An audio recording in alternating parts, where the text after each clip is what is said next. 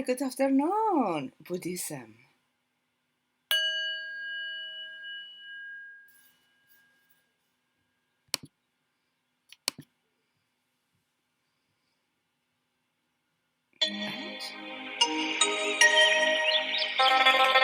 Chilling, soothing, teachings of Buddha.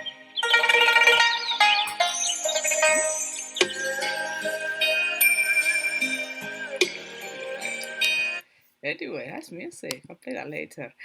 Let's talk about Buddhism, guys. Let me get my script here, my notes from my ebook, and it's from I've got the wrong one here. Let me find it. I've got Judaism. I've already done that.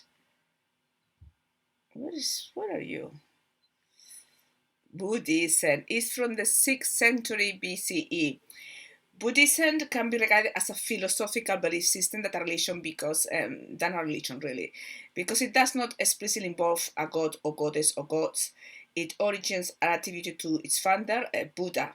It's basically their god, or the awakened one who based his teachings on conclusions he reached after a period of enlightenment rather than revelations. And this is what I'm saying when revelations are not. It's like the Quran is saying that it was Archangel Gabriel who gave the revelations, speaking to Muhammad, and that's not how the source was. The source was by telepathically communicating and downloading information. So instead of relying on Hindu religious practice such as worship and ritual, the Buddha proposed a change of lifestyle, and one that offers a starting point for going within through meditation, which I think is great, a tool to go beyond the prison thought forms of our minds. Buddhism spread very rapidly very popular from another Indian southwards across the subcontinent and northwards into China. The two main branches began to emerge, Theravada and Mahayana. No idea if I'm pronouncing this properly. The ones who are Buddhist, apologies. Continue to the present day. Mahayana became adopted in Tibet, China, Vietnam, Korea, and Japan. Today, Buddhism is estimated to have more than 500 million followers and is considered to be the fourth largest religion in the world after Christianity, Islam, and Hinduism. Theravada remained closer to Buddha's original teachings, but became increasingly localized to southern India. And again, the branch and they changed, they modified them. Mahayana had a more religious outlook, offering its followers temples and rituals, as well as rich symbolism and images of the Buddha, making the Buddha into their god, really a god to worship and give offerings and prayers. We can see how the original teachings of Buddhism became fragmented. Later on, further divisions within the two major traditions occur. Nevertheless, this gave rise to contrasting practices such as Zen Buddhism, which is directed towards enlightenment without rituals, scriptures, or reasoning. And I need some water, apologies.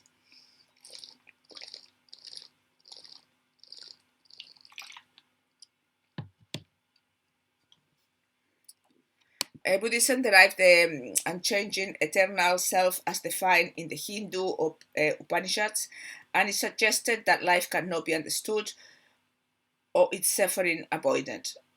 I disagree. Life needs to be understood and suffering needs to completely be avoided.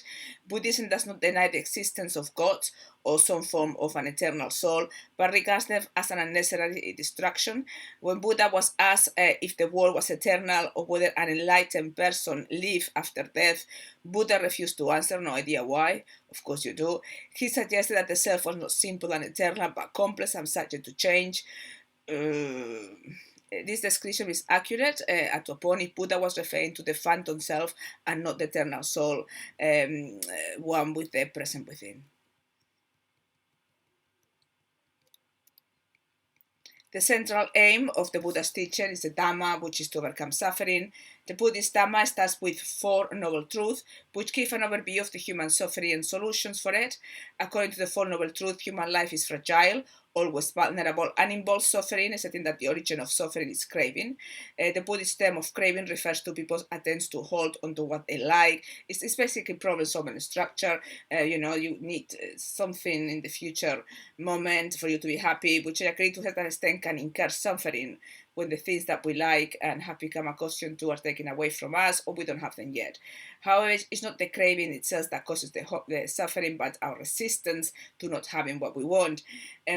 Buddha identifies craving as the cause of all suffering, stating that if a person understands and deals with life without the emotional need to crave for anything, to be other than it is, basically accept the present moment, I agree, it can achieve a peace. It's called nirvana in Sanskrit, yeah, which is what divinity is doing all the time. She's on nirvana state, totally present.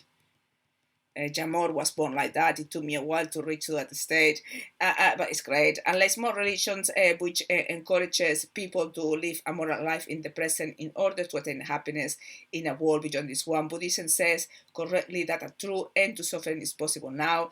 Was inhabiting a fine sense world.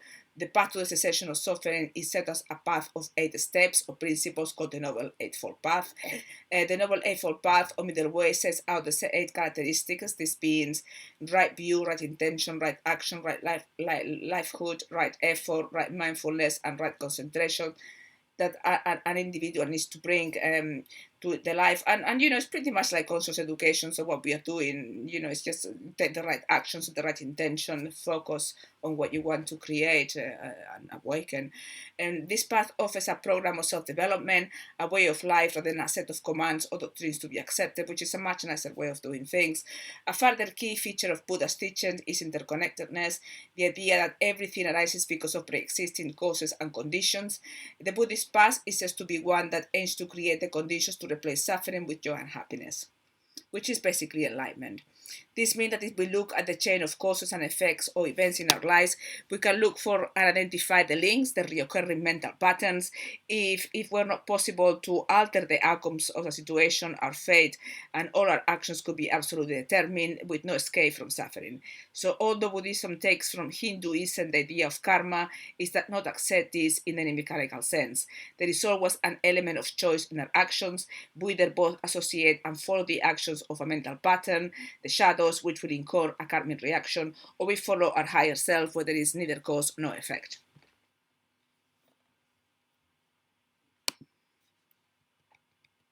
The Buddhist view of action and consequences or reactions is presented in graphic form in the Wheel of Life, a complex piece of iconography that depicts suffering and possible ways to overcome it.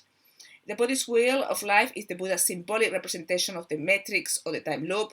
It represents the universe and the endless cycle of death and rebirth, within which humans are trapped unless they follow the middle way, or more correctly say, the rich enlightenment. Buddhism differs from most religions because it encourages to acquire wisdom through a spiritual practice rather than for a particular priestly class or so-called sacred tests.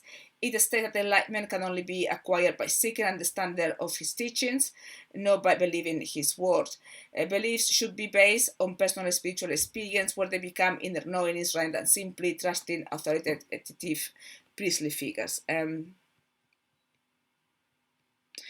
Buddhism arose out of Hinduism, a faith that had always promoted the principles of not killing. Nevertheless, Hindu society required animal sacrifice, allowed meat eating, and regarded fighting in a just war as inescapable duty. Buddha emphasized the principle of not killing, and it became one of the ethical bases for those following the Buddhist way of life.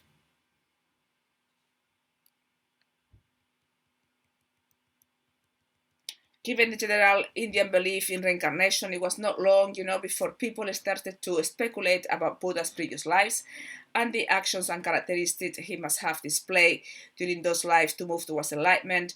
These assumptions of the Buddhist qualities led to the misleading idea of being who is capable of enlightenment but who chooses to remain in the world, continue to be reborn in order to benefit all other beings.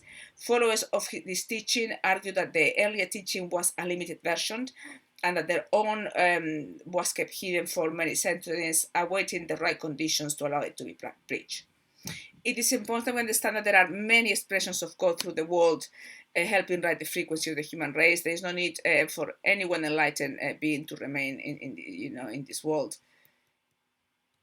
So if there was no Buddha, enlightenment is still there. Yeah. These speculations of the original teachings of Buddhism led to different teachings. Nevertheless, this gave rise to contrasting branches such as Zen Buddhism, which is also related towards enlightenment without rituals, scriptures, or reasoning. Zen Buddhism was founded by an Indian monk, Bodhidharma, again, not sure how to pronounce, who went to China in 520 CE, and its definition is a direct transmission of an awakened consciousness outside the speculation tradition and outside the scriptures. Zen seeks to allow enlightenment to happen naturally as a result of clearing and stillness of the mind, and thus so without the need for rational argument, text, or ritual. Zen claims to continue tradition that goes back to the earliest days of Buddhist teachings. Central to Buddhism is the idea that existential unhappiness is caused by the illusion that each person has a fixed ego, which is separate from the rest of the world, yet which clings to it, trying to hold on what changes.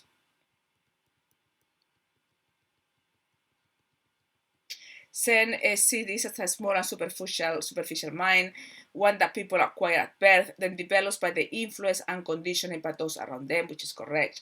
However, it holds that people also have a Buddha mind, freed from egocentric, conceptual thinking, our higher self. People gain nothing by discovering their Buddha mind. They simply recognize what they had all along. Correct. Remember who you are. Zen teacher Dogen said that the true self is not the superficial ego that each person has, but the original face he or she had before they were born and molded by experience. It is only when people develop their own faces that they see themselves separate entities and become egocentric. Dogen is therefore suggesting that people should strive to recognize who they were before they were conditioned by life and experience. I agree. As a result of Zen practice, a person might suddenly experience satori, insight, or enlightenment. This is not a one-off or permanent state of enlightenment, but a momentary experience that may be repeated many times. It is said to happen almost as if by accident. I agree. It cannot be forced. Correct. But we can be prepared for it. Zen presents itself as a path of insight and understanding that is beyond religious belief. In some ways, Zen returns to the earliest phase of Buddhism, isn't it? Before the Buddha and Bodhisattva images, devotional practices, just put them into a God light.